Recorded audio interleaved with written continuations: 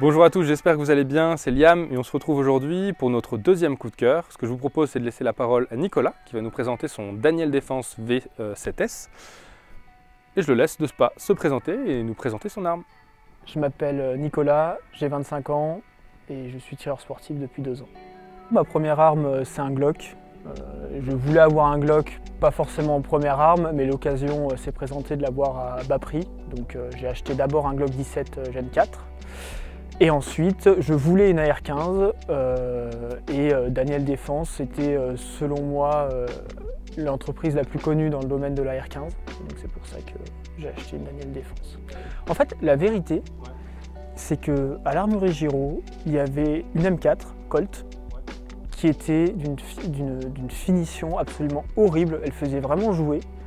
Et j'avais réellement peur d'acheter une AR-15 peu chère et que je me retrouve avec les mêmes finitions que l'AR-15 Colt. C'était vraiment, quand tu tirais, tu avais le bruit du ressort récupérateur qui résonnait dans toute l'arme, le bruit de la culasse aussi, qui faisait un bruit super clair et ça faisait un aspect vraiment cheap en fait. Et j'avais tellement peur de me retrouver avec une arme comme ça que je me suis dit, bon bah on va prendre entre guillemets une des plus chères et comme ça je serais sûr de me retrouver avec une arme qualitative entre guillemets. Et vu que je connaissais pas d'autres marques d'AR-15, c'était soit la Colt, je crois qu'elle sort à 1000 euros je crois.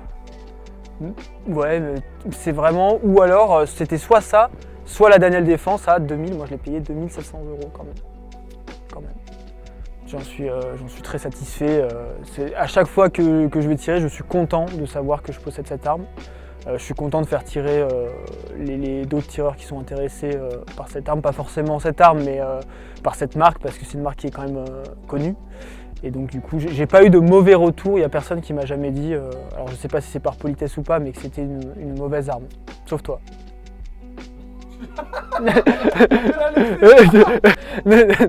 non, mais bien sûr que je suis très content. Je te dis, les finitions sont top. Il n'y a pas de jeu entre les pièces, ça fait pas de bruit quand tu la manipules. C'est vraiment un truc. D'ailleurs, si j'en étais pas content, je n'aurais pas acheté tous ces accessoires, je pense. Donc j'en suis content, j'en suis très content même. C'est une arme que je trouve super jolie.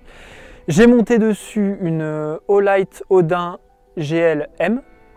Donc c'est une lampe qui sort à 1200 lumens je crois, avec un pointeur laser. Oui, ça on peut le spécifier. Avec un déport qui marche une fois sur deux. J'ai acheté un Rotex de la marque BET en compact. Fixation baïonnette sur frein de bouche à 2, c'est un peu cher aussi. Je ne savais pas que ça se démontait pas par exemple pour l'entretien. Donc c'est inconsommable. Et pour finir, pour le viseur point rouge, j'ai pris un AR de chez Vortex. Mais c'est pour ça que je dis, j'en suis très content, je la trouve belle, elle est efficace, elle est légère, elle est fiable, mais pour ce que j'en fais, c'est trop. Tu vas pas acheter une Ferrari pour... Bah si, il y en a qui achètent des Ferrari pour rouler sur la route à 90. Les points négatifs, ça reste le prix selon moi pour ce que c'est un peu cher quand même. On paye, la marque c'est connu, on paye aussi le fait que ce soit exporté en France, vu que c'est une marque américaine. Même si mon stand de tir m'offre la possibilité d'essayer beaucoup d'armes et j'en suis super content, c'est vrai qu'en AR-15 il n'y avait que celle-là.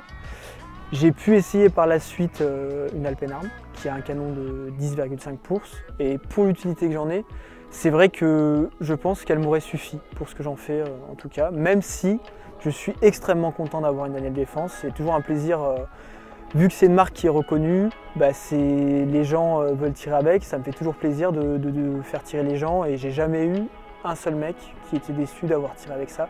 C'est un objet qui intrigue et qui moi m'a pas déçu du tout. Le prix est élevé, mais il n'y a pas de jeu entre les pièces, c'est facile à entretenir. Et je pense que c'est très durable.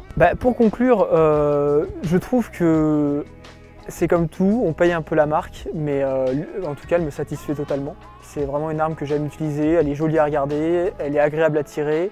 Si vous avez vu la première vidéo de Liam, il disait qu'en choisissant son arme de poing, il fallait choisir une arme qui avant tout nous fasse plaisir. Et je pense que c'est aussi valable pour les armes d'épaule, il faut choisir une arme qui nous fasse plaisir, et cette arme correspond tout à fait à ce critère en tout cas. Donc likez la vidéo et abonnez-vous. Bisous.